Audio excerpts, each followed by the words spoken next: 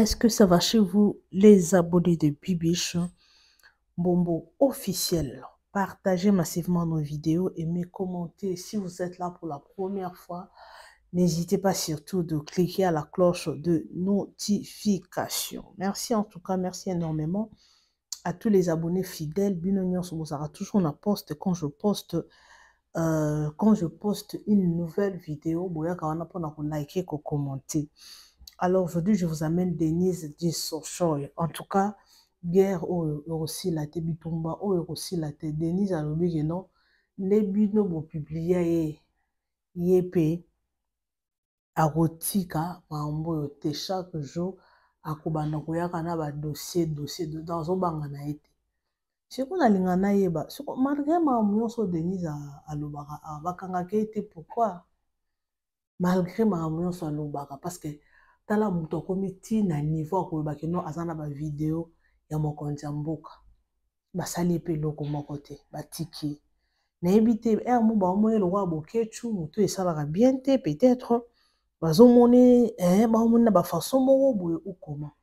Parce que nayebi te eza peut-être époque ya Fachi mpona époque oyo ya Joseph Kabila nonsense aboye ezalaka te mpo nazoyeba na bapoko wana tobandomona bakombata bazofinga wi bande kofinga na bango alonga na pouvoir aza rwandais petati patata mais tomonaki mafinga ebandaka kodeborde te mafinga edebordaka te ekomaka ntina baintimité te mais nazocomprendre tie na pouvoir oyo laisser aller moko eza nazoyeba te pourquoi bazokanga bango te baza protégé ka nde toyoka Denise aza cousin ya président nde toyokaka ye moko aloba aza cousin na ye mutu moko ayelinga na commentaire pour me dire ke azokosa lokuta aza ne cousin na ye te cousine na ye te plutôt azokosa aza na ye cousine na ye te alors bino moko boyoka balobi président sepeli moto donc epeli moto. Alors installez-vous déjà dans le mood de l'émission non chez la bino ngana bino tolanda together ba vidéo oyo et puis on se retrouve tout juste après. Politique ya mboka na biso mambo ndenge ezokende nayebi te ezokende mbutu mwete oyo eza important nga nalobaka au-delà de tout badetourne accord ya nani accord bomata bokita bobongisela bato mboka surtout le petit peuple qui en souffre. Lelo tozobeta masola badetournement Constant Mutamba bamillion adetourne lobi kuna tokozonga accord ya Rwanda na RDC siko petit peuple akobénéficier na nini? Est-ce que makambo wana etali te? Alors bakonzi ya mboka bato boza na gouvernement mutu na mutu a joué rôle na ye. En tout cas soko oza ministre ya finance tala kota finance, soko oza ministre ya jeunesse qui peut kota jeunesse, soki oza agriculture oza ministre soki ya makambo nini mutu na mutu a s'occuper na rôle na ye. Oza gouverneur ya ville talela biso ville ya Kinshasa eza ko évoluer ndenge nini banzela eza ndenge nini donc mutu na mutu asala mosala na ye. Congo na biso soki mutu nyonso na gouvernement azwi conscience ke azosala mosala avec patriotisme avec l'amour du pays oza malamu mingi. Soki mutu azosala likambo avec amour ressentir quand le même bato wana bando critiquer Kabila mutu mabe Kabila alongwa aza rwandais patati patata lelo kaka bato wana baza na pouvoir lobi bato wana pe bakobanda lelo pe ata fachi aza te bakobanda ko critiquer. Moi j'aimerais savoir avant d'acheter la bino ba vidéo oyo pourquoi soki bato bakoti na pouvoir bakoka ko réaliser ba promesse na bango te bo promettre biso tokobongisa tokosala boye fachi ayaki na ba promesse ba député memement mutu nyonso ayaki na ba promesse assurer peuple congolais parce que tout ça nous faisons c'est pour le Congolais. Moussala au bino sala au gouvernement, au ministre aboye, au président aboye. C'est pour le peuple congolais. Sur qu'est-ce que le peuple bénéficie? Pour ce botala ma mususu na Congo yoka mutema paso yoka na kanda. Pardon. Sans plus tarder, non, chez la bino na vidéo, oh, tout l'anda toko développer juste après ma vidéo. Oh. Alors, sans plus tarder, les amoureux de Bibi Choumboum officiel, je vous laisse d'abord suivre cette vidéo et puis on se retrouve juste après. Si tu es là pour la première fois, n'hésite pas surtout de liker, commenter, partager et cliquer à la cloche de notification. Pardon. Alors, sans plus tarder, télévision et sa radio T, suivons d'abord ça et on se retrouve tout juste après. Let's go. Botagelenga qui vivra verra ya ko kata kata ba parti oyo ko sala 1 mois. Bokoyo ka oyo nando sala bino live ya ko casser ba papo chaque semaine. Et puis toi que na no pepo na zo ka isu sono show nani se vivi a boti bébé présidentiel. Mle ba se vi boa lu coûter. Est-ce que banana bazai? Eh, pardon bad. Je vais vous raconter une histoire ici. Qui vivra verra, bota gelenga qui vivra verra ya kokata. Qui vivra verra na ina kota sko na présidence de la République na kata na papo kuna na kati. Je vais vous détruire. Nous allons nous auto-détruire. Beno bozo nzoto na bochi na internet. Et bozo kosa kosa boti na T15 bozo kosa boti na tindika chakal. Nous allons nous auto-détruire. Qui vivra verra. Bota gelenga qui la page qui vivra verra na ina kota na présidence. Entre temps tagile allez boy ça va causer sous Denise est en live. Nazop kata ba papo e bando zala boy. Nous allons nous auto-détruire. Vous pensez que vous pouvez me mentir moi bozo kosangai boti na TK sa kosa kosanga et vous êtes là taguez-moi la page qui vivra verra.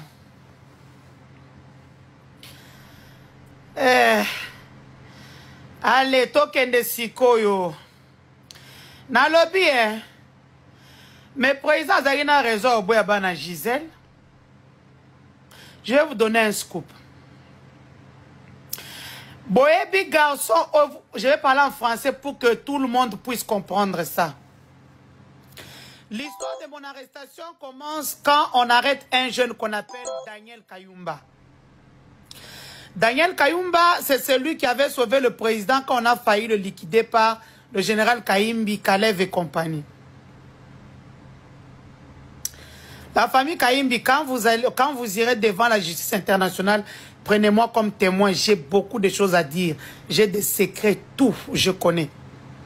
Je viens de vous donner le nom de la personne qui était entremetteuse na Makambuya Liwa Kayimbi. Et pour le remercier, le président Tshisekedi le reçoit à Goma. Et il dit à Jacques de le nommer quelque part à l'ANER. On lui donne une grosse promotion à l'ANER. Mais un jour, Joe Kibonge, qui est Joe Kibonge? Qui est Joe Kibonge? Joe Kibonge, aza papa ya mwana ya liboso ya Gisèle Mpela. Gisèle Mpela, qui est la maman de deux derniers enfants de Félix Tshisekedi. Joe Kibonge, c'était le meilleur ami intime du président. En Belgique, le président avait 3 amis. Joe Kibonge, qui était son conseiller à un moment à la présidence.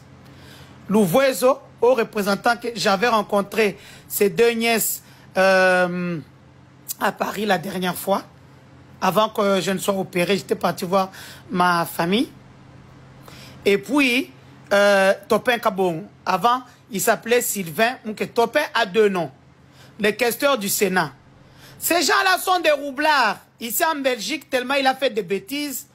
Il s'appelait avant Topin Kabong. Quand il a eu beaucoup d'ordres de quitter, tout ça, quand il est arrivé au Canada, il a changé, a commis Sylvain Moukenchai. En fait, c'est la même personne qui a changé d'identité.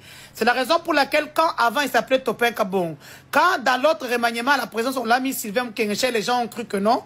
Topin Kabongo est parti. Non, il n'est jamais parti. Il était là au nom de Sylvain Moukengeche au service courrier. Vous êtes plus sale, je vous avais dit ça. Vous êtes plus sale. Je vais sortir vos secrets, on va voir si vous êtes plus propre que moi. Voilà.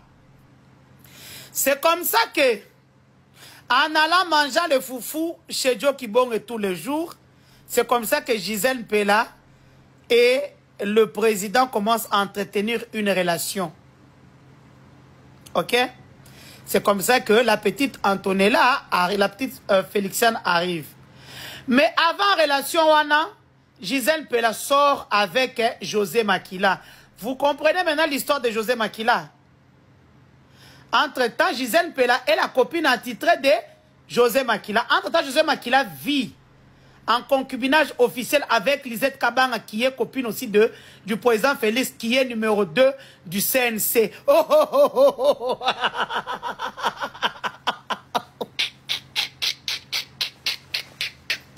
Vous êtes sale. Est-ce que vous comprenez le truc et le topo? Donc, les mêmes femmes avec les mêmes hommes. Donc, Gisèle Mpela, qui vivait avec Joe Kibonge dans sa maison. Joe Kibonge qui était le petit ami ou le mari ou le concubin officiel de Sylvie Moulumba qui est en guerre avec... Oh, qui vivra verra qui a ta place Oyo. Maintenant, on va voir qui est sale. On va voir qui est sale maintenant.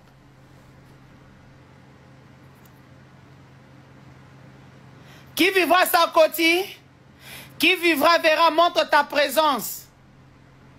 Qui vivra verra, viens montrer ta présence. Qui vivra verra, montre-moi ta présence. Attendez d'abord, je vais... Allez, mettez les chapeaux, sécurisez les lives. Aujourd'hui, le loto bêta. Le loto bêta bango. Je vais inviter...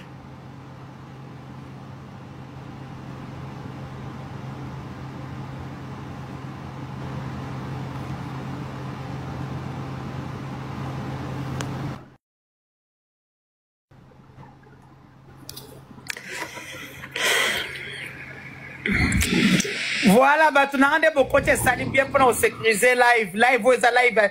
Où est live? Il y a papo. Bon, nous avons une fois par semaine live à Boé. Donc, ma gloire, Bokat a déjà bisika. Oh, voilà la saleté. Gisèle Mpela. Maman ya mwana liboso ya Joe Kibonge. Moi, liboso, moi, mi balé. Alors, qu'est-ce que Gisèle Mpela fait? Gisèle Mpela qui sort avec Joe Kibonge. Ici en Belgique, le président a 3 amis. Tous ceux qui sont là, ce sont des profiteurs. Il y a Joe Kibonge, Louvoiso qui est haut représentant de l'État, Tigresse Kanga Micro, et puis Topin Kabongo, qui est questeur au Sénat. Topin Kabongo, son vrai nom ici en Belgique. Hein? Topin Kabongo en Belgique. Éteignez vos trucs, non? Topin Kabongo en Belgique ici. Topin Kabongo en Belgique, il s'appelle Sylvain Moukengechaï et Topin Kabongo. Ça veut dire quoi?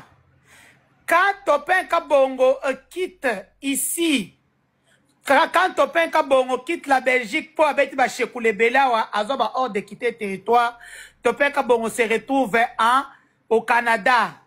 C'est comme ça que Topin Kabongo devient Sylvain Moukengechaï. Sylvain Moukengechaï et Topin Kabongo, c'est la même chose, c'est la même personne. Tout simplement, un en Belgique a trop de dossiers, il y a Kimoibi, il y a Kishekoulana Nyonso.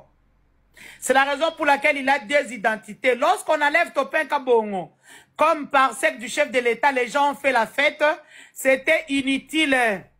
Parce que il était revenu au service courrier comme Sylvain Moukengechaï, allait regarder les trucs de la présidence, les ordonnances. C'est la même personne mais avec 2 noms. Vous êtes sale. Tolongwe wana. Tolongwe wana. Quand le président va manger le foufou chez son ami, comment il s'appelle, Joe Kibonge, oboyoka ki na bavoye sa sanda zo bisa mwasi na ye, nazana cop ya ba mbongo oyo ya comment on appelle ça, mbongo ya mbongo za ba futa kabatu. C'est-à-dire que et fin na l'état ba ko futo ba dette intérieure extérieure, soko zana mutu la présidence OK, ale bokaboli 50-50. Ba on va 2 millions 500 sur 2 millions 500. Oyo abenga ki wana mobali na ye, mobali ya Sylvie Mulumba. Sylvie Mulumba qui est par sec de la première dame officieuse. Bobando Zwango Kaboé. Je vous avais dit ne me provoquez pas. C'est comme ça que Nerolia Foufou, allez, le nani, Gisèle Mpela, bandi ko na président, ba ko bota Antonella. Mais na ko bota Antonella, ce moment-là, Gisèle Mpela sort aussi avec Makila, José Makila.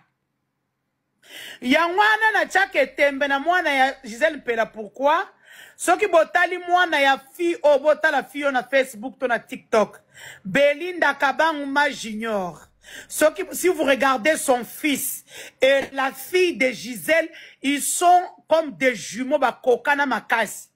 Des places, je me dis, peut-être que les Tshisekedi ont raison de dire que moi nawana azalaka mwana ya Tshisekedi te, le fait que moi nawana ya Belinda Kabanguma Junior, qui était la copine officielle. Parce que José Makila a plus de 50 copines officielles au Congo.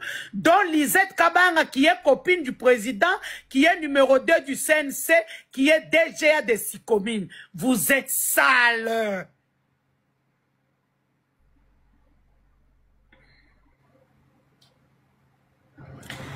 Qui vous a dit que vous allez vous en sortir?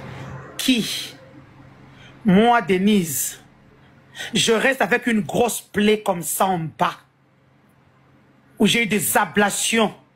Je reste avec mon dos, avec un truc. Je vous ai demandé de m'envoyer à l'hôpital. Et vous, vous allez dormir. Donc, au Boman, et puis vous envoyez TKS venir me mentir.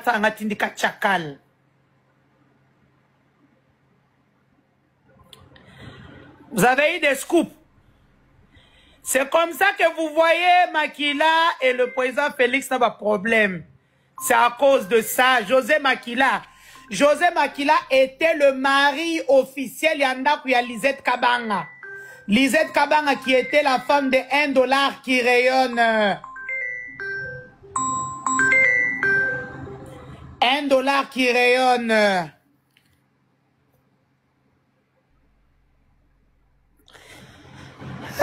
Non, là, t'as bilamba te.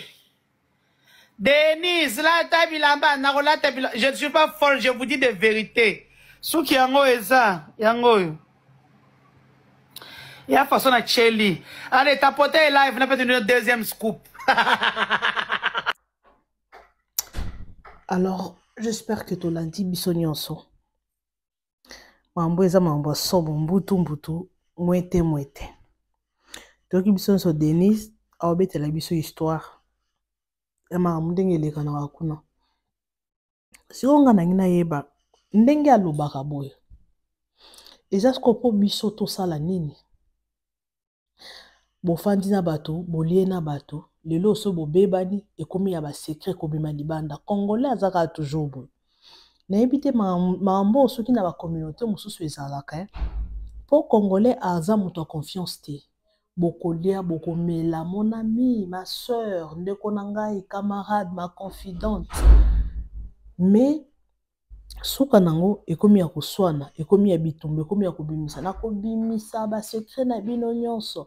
Donc ekomi ya kobimisa ba secret. Mambo yo en tout cas ezopesa pasi pima wakati na mitema. Tala ba secret mususu biso toyebaki na biso te. Lelo tokomo yebango.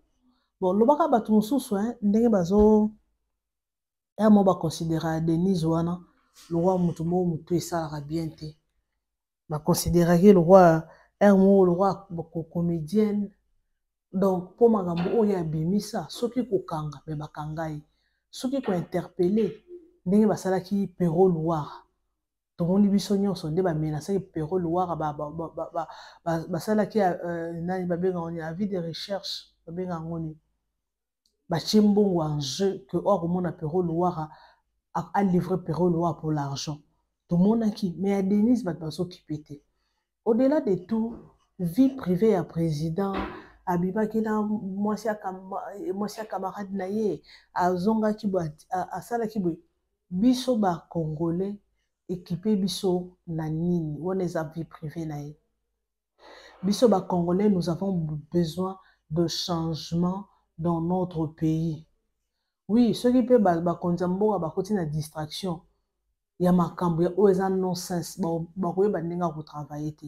Nous, le peuple, nous avons besoin du changement dans notre pays. Tala lilo ba ebisinga ba lobi bana ba sali ba proclamer bana la fin de l'année ba résultat la bango ya fin de l'année. Il y a d'autres écoles où ba bulletin ezati. Il y a des écoles où bazui ba papier kaka ba papier duplicateur ba komeli bana. Hey. Bakomeli bana ba résultat na papier duplicateur. Est-ce que l'oko oeza inconcevable et l'oko oeza, je ne sais pas comment dire, eza insalamable, c'est la honte. Biloko bonde esu ki sabato motema. Biloko bonde zo su ki sabato motema. Oto robengo eza kindoki, eza sorcier. On sentit que non, bato moko on dirait baza na ba raté hein. Tu sens que les gens sont envoûtés. Est-ce que Congo, le pays, il y a un détournement, il y a millions de dollars. Est-ce que Congo, il y a une école bulletin. Il y a des écoles où école mais il y a des gens, il y a des enfants. Place bana bazo so éducation autant la environnement école autant la bamba na bazo fanda na mona ki la fois passé na TikTok film roboé maîtresse mabenga ki madame asala ba vidéo ya TikTok na ba école boy madame na bosani kombo na ye asala vidéo abina na bana boy mais tala siko école azo tangisa ozo mona baba ezate école ngo ezane ndenge tu sens na habité gouvernement à cause de la charge de ministre de l'éducation, n'habité musala o bango basala ezala ba ponaka ba école ya ko bongisa to nini apparemment Congo o kobela liboma président Fachi Beton ba millions ba dollars oh soki ba dossier o menene na mboka oui c'est bien pour l'épanouissement le développement du Congo. Il n'y a pas de problème. Mais talela biso, ma petit peuple. Mouzaya, à l'époque où Mouzaya a salé forte, biloko ekita. Mouzaya a côté sa discipline. Oromo na pédé na nzela te basina bando beta ba pédé yo pédé autant moi na nzela ndengeni. Ba beta yo quelle discipline. Na barré de transport ezalaki mulongo. Moussa a une mentalité moroboye donc en tout cas ce qui Moussa zalaka mais lelo Congo na biso tobeta masolo mususu yango mona liwa ya musée biso nyonso tolela à l'époque tozaka bana mike toyebi eta masolo politique te mais bato déjà batimbelaka politique bayebaka déjà bolamu oyo papa na salaka c'est un être humain azaki être humain il avait aussi ses défauts mais ndenge andokende le Congo en tout cas Congo wana mais lelo tobeta masolo mususu peut-être ce Moussa zalaka mais babiso pe toya bamboko te soko moni bat bazo voyager mboka bat bazo bimibile c'est que mboka ana eza malamu te bat bazo kima po Congo soko kekaka na ba pays lokika na banguna ya ba pays belé na ba home affairs ya ba pays belé o kaka Congo guerre bakimi guerre ba guerre wana monsieur zanango ya lukuta to kimi dépassi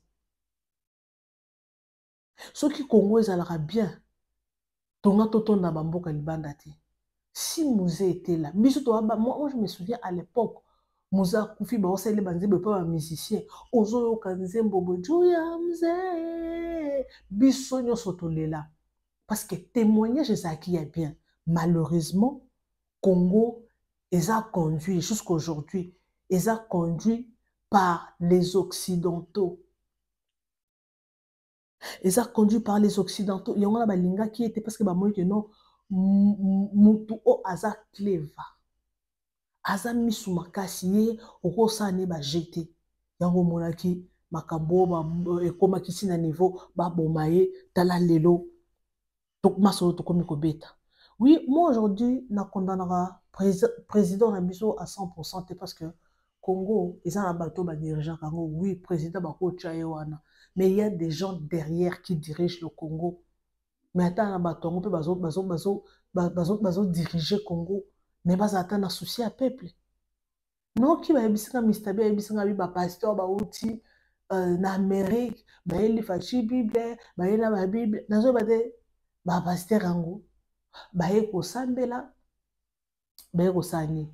Et pourtant, toza na li boké ba pasteur loi ba njoy. Bah, prophète, bah, pasteur. Il y a un monde à TikTok, hein, parce que nous allons déjà lentement et sûrement vers la fin de notre émission. Tout le monde à TikTok à lobby. Il y a un pasteur, oh, bah, mon aka, bah, vie à battre. Ma rambo, bah, mon raté.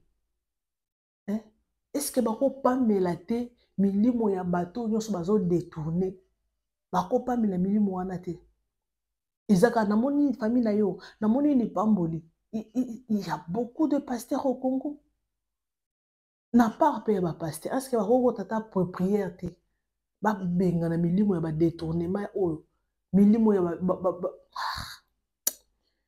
ça passe franchement ça passe en tout cas les abonnés de Bibi Chimbombo officiel Denis ou akoma neka distraction franchement malgré zo bimisa biso ba secret oui tozo yoka na biso poto sepelisa matoi mais congolais azana tina ba biloko wana te.